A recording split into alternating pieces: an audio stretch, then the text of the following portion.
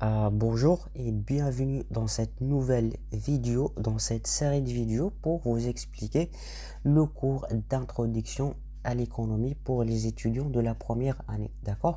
Donc, je vous explique ce cours d'une manière qui est très simple, très facile, avec des schémas, avec des tableaux, avec des exemples pour qu'il soit plus facile pour vous. D'accord? Donc, on est arrivé à la cinquième chapitre. Donc, aujourd'hui, on va voir la cinquième chapitre. Exactement, on va voir les opérations économiques. Donc, les détails de ce chapitre. Premièrement, on va voir les opérations économiques. Et par la suite, on va voir la définition des biens, les différents types des biens. Ça marche? Donc, premièrement, on va commencer avec la définition d'une opération économique. Donc, la définition d'une opération économique, donc tout simplement, une opération économique désigne le flux entre les agents économiques. Ils sont classés selon la nature de l'activité économique concernée, le marché et les intermédiaires. Donc, une opération économique, comment on peut la définir? Tout simplement, c'est les flux qui existent, qui se réalisent entre les agents économiques. Et les opérations, on peut les classer selon plusieurs critères, comme la nature de l'activité économique, le marché et les personnes qui font l'intermédiaire ou bien les différentes parties de cette opération. Ça marche? Donc je pense là, il est très clair et très simple. Donc comme j'ai dit, il y a plusieurs types d'opérations, c'est ce qu'on va voir. Donc les opérations, comme j'ai dit, économiques, ils traduisent d'une autre manière, on peut dire que les opérations économiques traduisent les mouvements d'objets économiques entre les différents agents. Donc les opérations économiques, tout simplement, c'est les flux ou bien les mouvements qui se déroulent entre les différents agents économiques.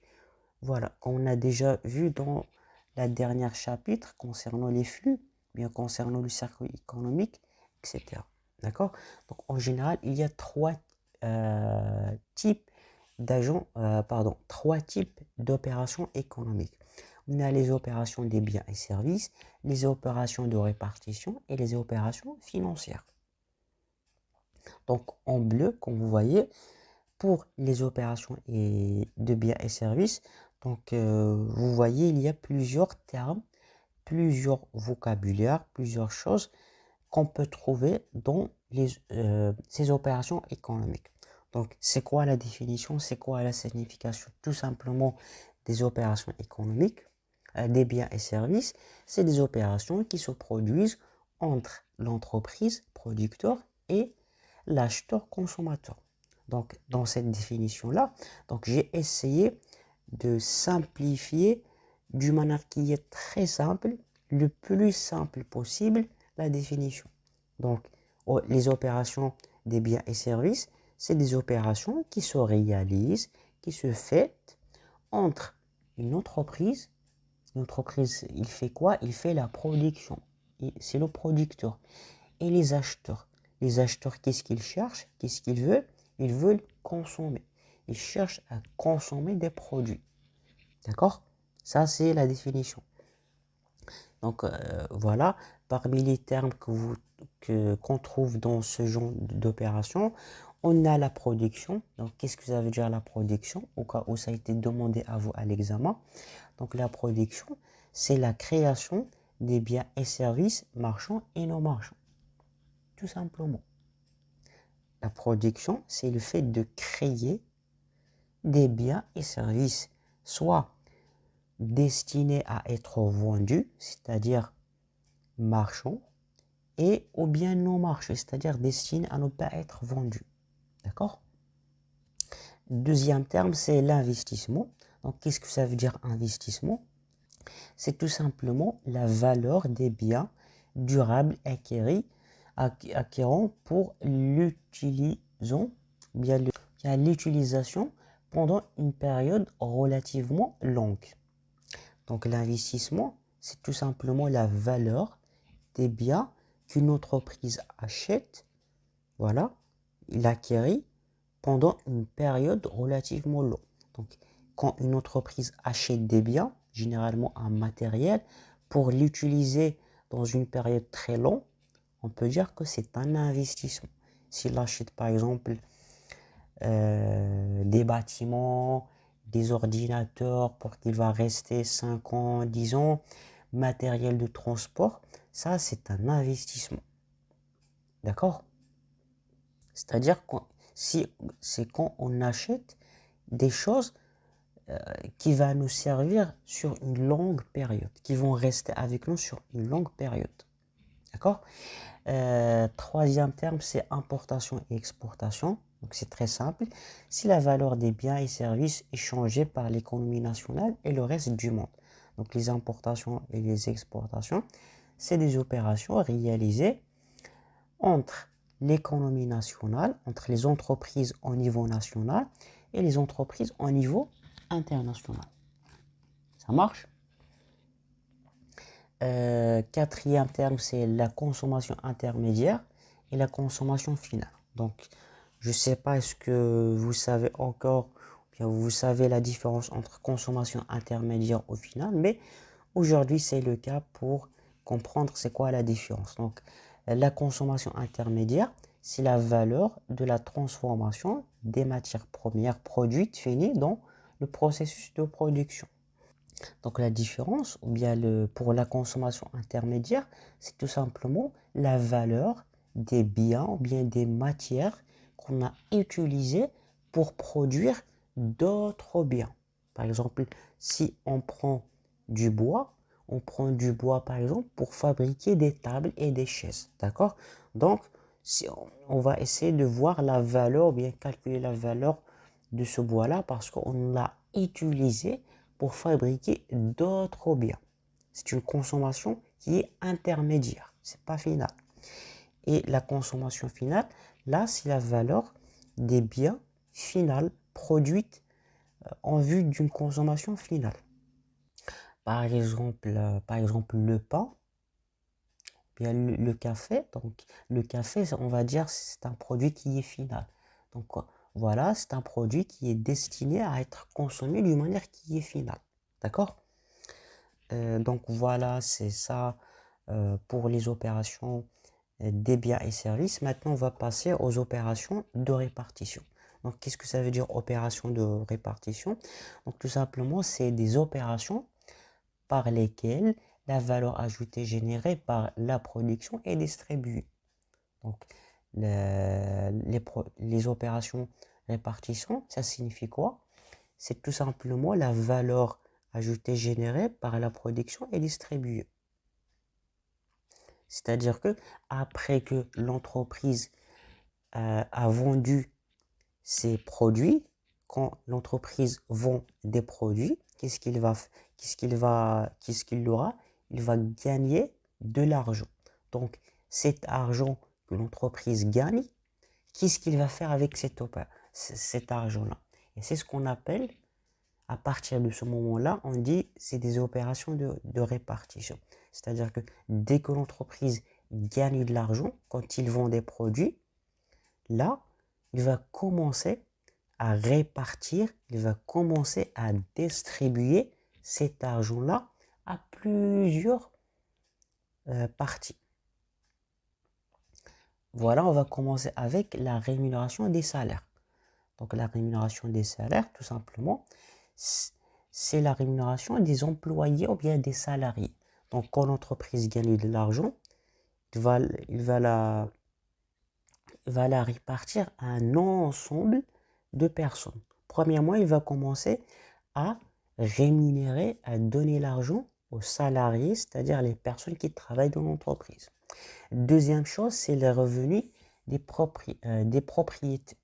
Soit le loyer, soit les intérêts, soit les redevances, les brevets, les actionnaires, etc.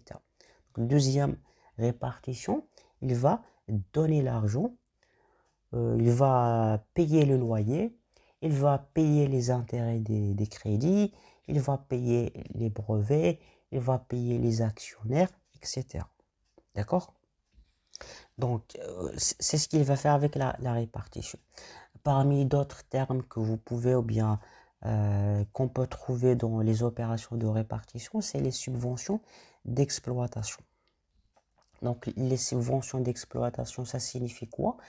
C'est tout simplement les aides. Subvention, ça veut dire quoi? Subvention, ça veut dire aide. Donc, c'est des aides que l'État donne ou bien que l'État verse aux entreprises pour la soutenir. Donc, au cas où l'État trouve qu'une entreprise a des difficultés financières ou bien a des difficultés à acheter des marchandises, donc l'entreprise, il intervient pour donner l'argent pour compléter le déficit de l'entreprise. C'est ce qu'on appelle les subventions d'exploitation. Et parmi les opérations aussi qu'on trouve dans la répartition, c'est l'assurance. Donc, l'entreprise, quand il gagne de l'argent, aussi, il paye une partie de cet argent-là aux agences d'assurance ou bien aux entreprises d'assurance pour être assuré. D'accord? Donc, les opérations d'assurance, on peut aussi les trouver dans les opérations de répartition. Ça marche? Maintenant, on va passer aux opérations financières. Donc, les opérations financières, ils désignent à la fois la création et la circulation des moyens de paiement dans l'économie et aussi la manière dont les agents se financent. Donc, les opérations financières, avant même, par exemple, avant même que l'entreprise se crée, il aura besoin, par exemple, de quoi? Il aura besoin de l'argent.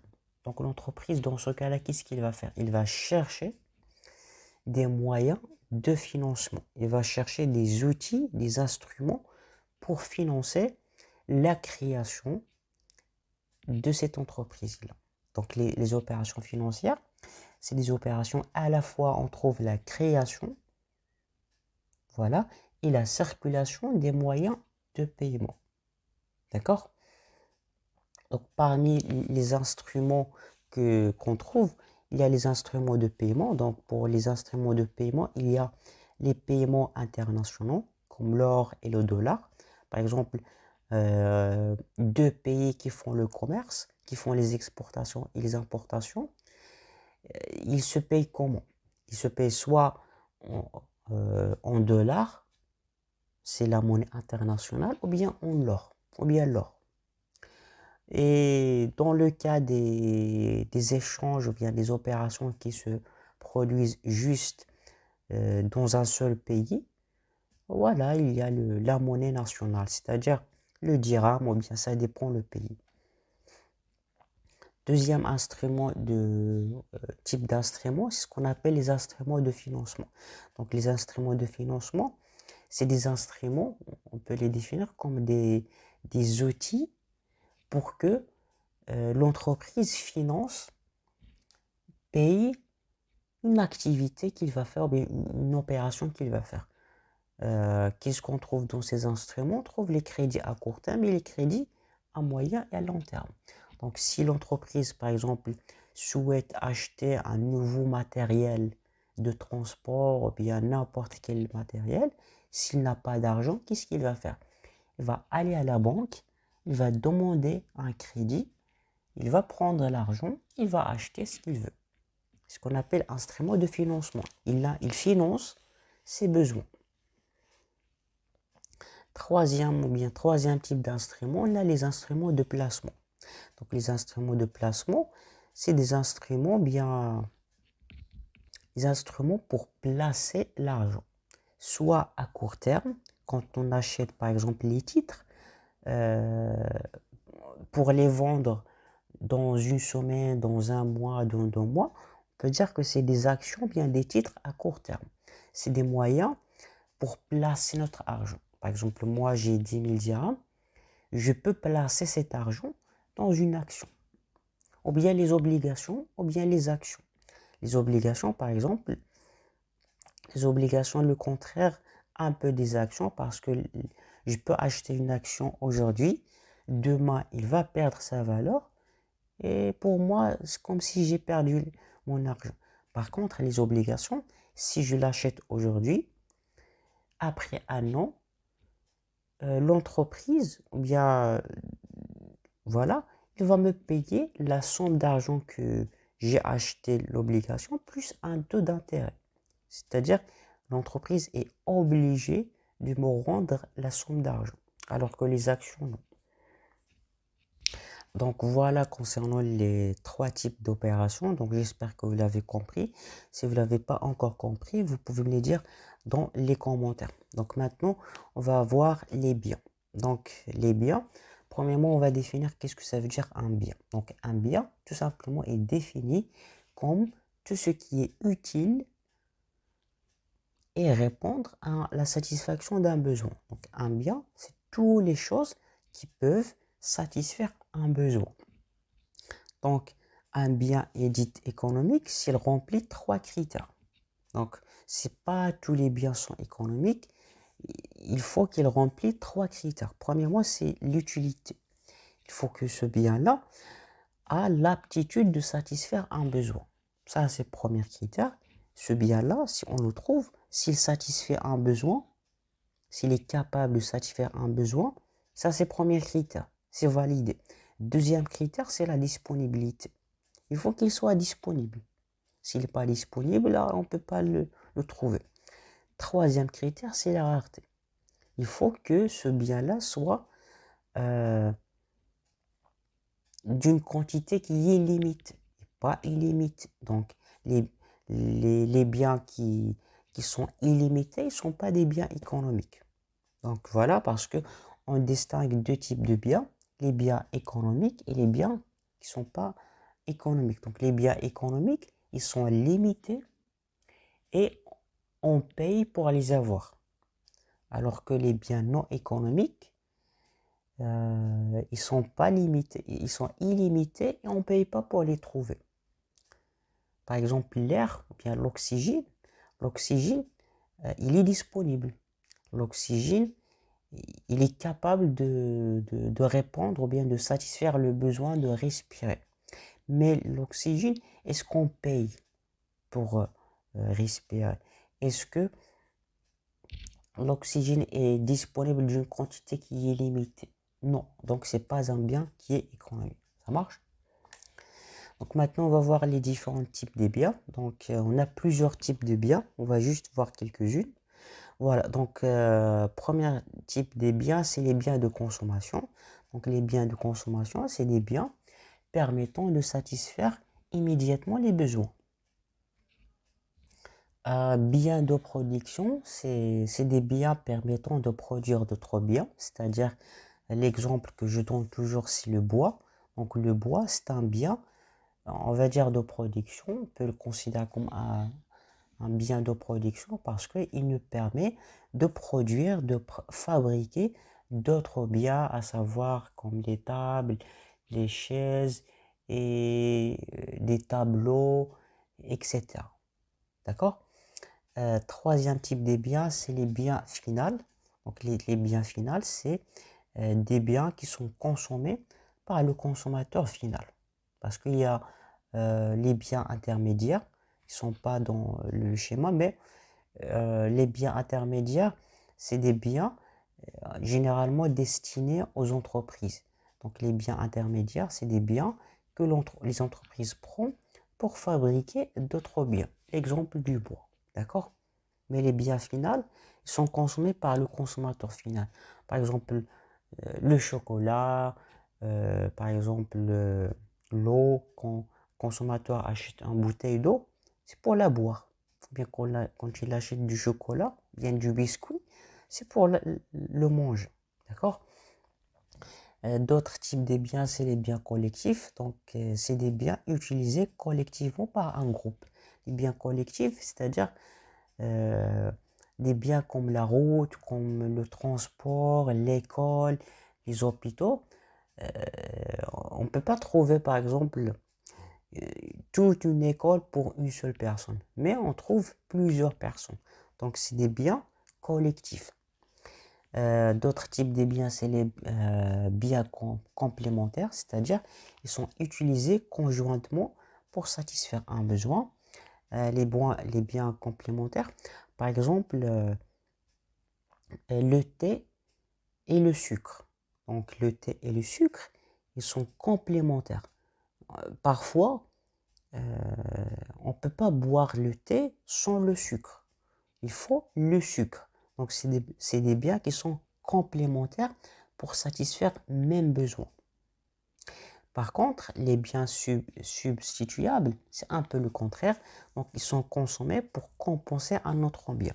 Donc, je vais vous donner un exemple. Donc, les biens substituables, c'est-à-dire que pour même besoin, on peut consommer plusieurs types de produits. Par exemple, il y a le thé, il y a le café, il y a le jus, il y a on va dire le lait. Donc le lait, le café, le jus et le thé, c'est trois différents types qu'on peut boire au petit déjeuner, par exemple. On peut substituer un parmi ces biens aux autres. Je vais vous donner un autre exemple. Par exemple, le transport. Pour voyager d'une ville à une autre, soit on peut utiliser le taxi, soit une voiture personnelle, soit le train, soit l'autocar, soit l'avion. D'accord? Donc, c'est 5 différentes outils qu'on peut utiliser pour même besoin, qui est le besoin d'aller voyager vers une ville à une autre. D'accord?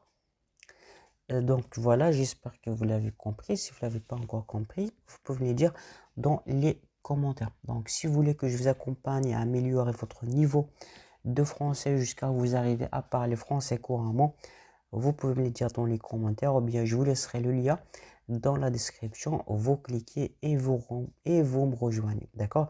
Et voilà, je vous dis bon courage et à la prochaine chapitre.